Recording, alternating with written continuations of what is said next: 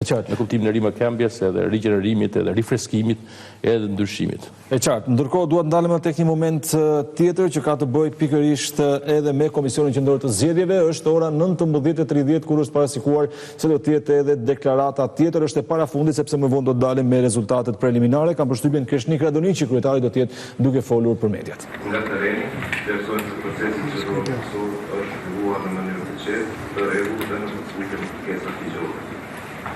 Deri në kohë që flasim, nuk janë evidentuar incidente të cilat të mund të cënonin integritetin, besueshmërinë apo mbarvajtjen e procesit. Pas konferencës së pasdites, kemi pasur 3 raportime për ndërprerje të energjisë elektrike në 3 qendra votimi në Elezit.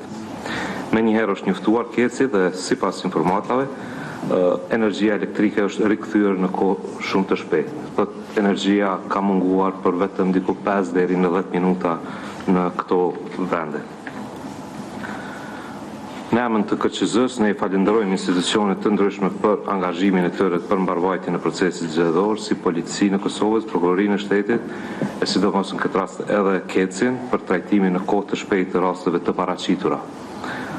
Duhet të theksoj që nga raportimi i fundit që ka qenë diku rreth orës 4:30 për këto ndërprerje, më nuk kemi pas asnjë raportim për ndërprerjet e energjisë elektrike dhe sipas komunikimeve tona me KEC, në secilën qendër të votimit ka energji elektrike dhe do të vazhdon të ketë për gjatë mbrëmjes, e po ashtu edhe në për qendrat komunale të numërimit. Po ashtu duke u mbështetur në të dhënat preliminare që kemi marrë nga më shumë se 98% të vendvotimeve, numri i qytetarëve me të drejtë vote që kanë votuar deri në orën 19 është 890.859 votues, apo 44.56% nga 1.999.204 votues.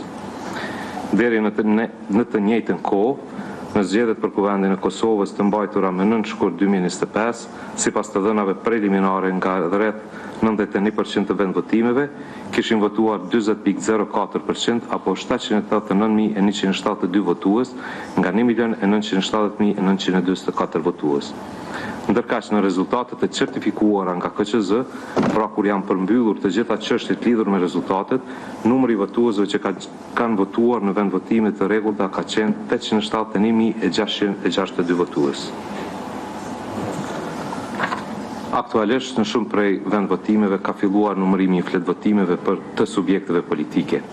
Ky është një hap kyç që në përmbylljen e ditës së zgjedhjeve dhe zhvillohet sipas procedurave të përcaktuara me ligj dhe rregullore e Komisionit Qendror të Zgjedhjeve.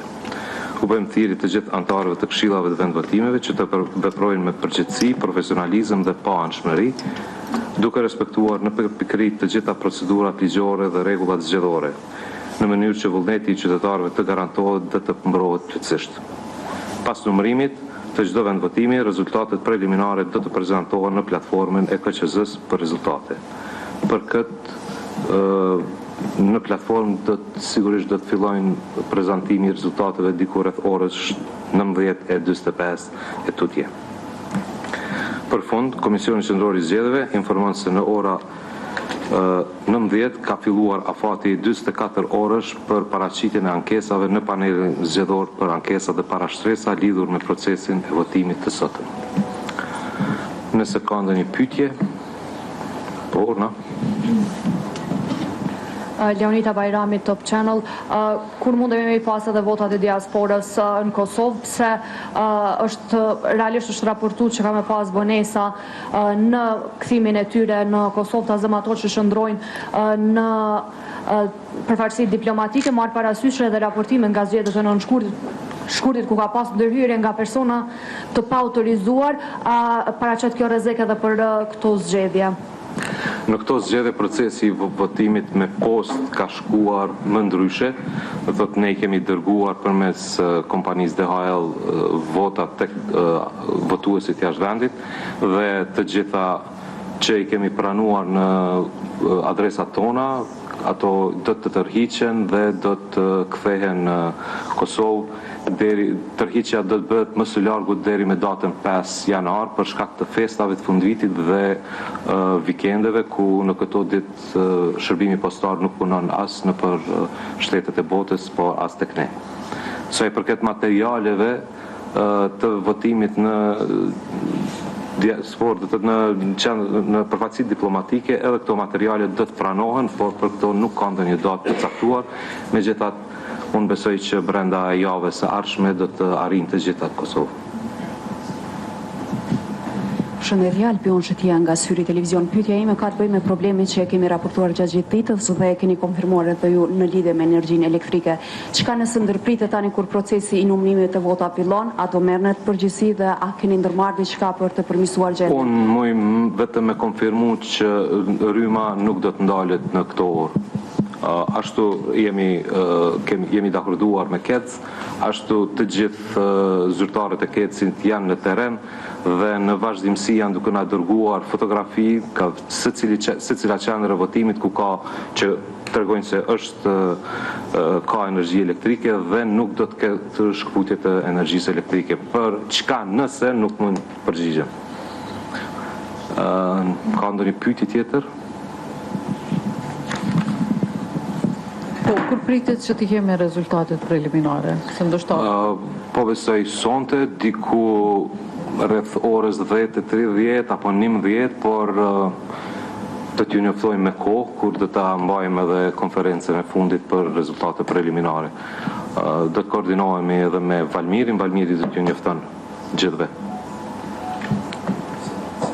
Zëdhën si Valmiri. A ka ndonjë pyetje tjetër? Nëse jo, me kaq që përfundojmë takimin. Faleminderit.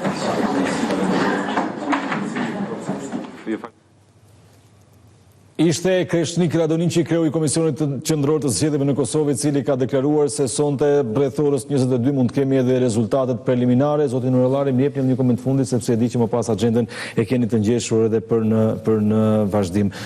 Ju thoni që u bë makinacioni, Albin Kurti mund ta bëjë vetëm qeverinë përdor pakicat jo serbe. Kjo është fundi i krizës apo fillimi i vërtetë i saj?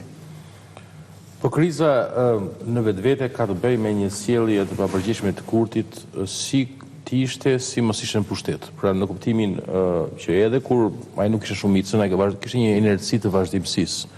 Sepse ne kemi parë që një papërgjithshmëri të Kurtit që